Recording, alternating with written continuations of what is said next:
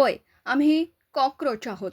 भ्रष्ट पुढाऱ्यांनी केलेली घाण आम्ही साफ करतो, अशा शब्दात युवा नेते विज्ञानदादा माने यांनी भ्रष्ट राजकारण्यांवर जोरदार टीका केली आहे.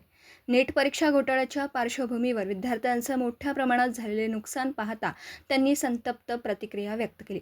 विज्ञानदादा माने म्हणाले की नीट परीक्षा घोटाळ्यामुळे तब्बल 22 ते 23 लाख विद्यार्थ्यांचे आर्थिक, मानसिक आणि शारीरिक नुकसान झालं आहे.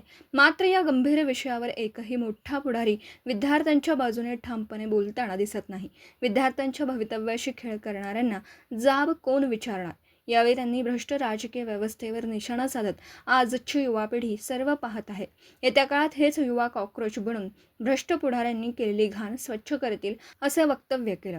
विज्ञानदादा माने यांच्या या वक्तव्यानंतर राजकीय वर्तुळात चर्चा रंगू लागली असून विद्यार्थ्यांच्या प्रश्नांवर अनेकांनी सोशल मीडियावर प्रतिक्रिया देण्यास सुरुवात केली आहे. पत्रकार राजेंद्र शिंदे, झी न्यूज. 5 दिवसामध्ये कॉकरोच जनता पार्टी भारतामध्ये जो त्यांनी धुमाकूळ केलेला आहे, म्हणजे एखाद्या 8 वर्षाच्या प्रस्थापित असलेल्या भारतातल्या सगळ्यात मोठ्या पक्षाच्या पेक्षा जास्त फॉलोअर्स त्यांनी अवघ्या 5 दिवसात हे केले. त्यांचं अभिनंदन. कॉकरोच जनता पार्टी म्हणजे आपले चीफ जस्टिस ऑफ इंडिया यांनी जो तरुणांना केलेला अपमान आहे.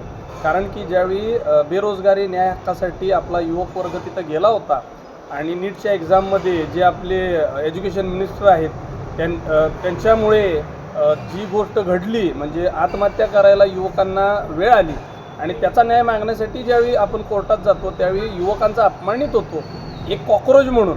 आणि कॉकरोच म्हणणारी जी व्यक्ती आहेत त्यांना या आपल्या सत्तेत असलेल्या पक्षाचा पूर्णपणे पाठिंबा आहे. याचा आम्ही तीव्र विरोध करतो सत्तेत असलेल्या लोकांचा.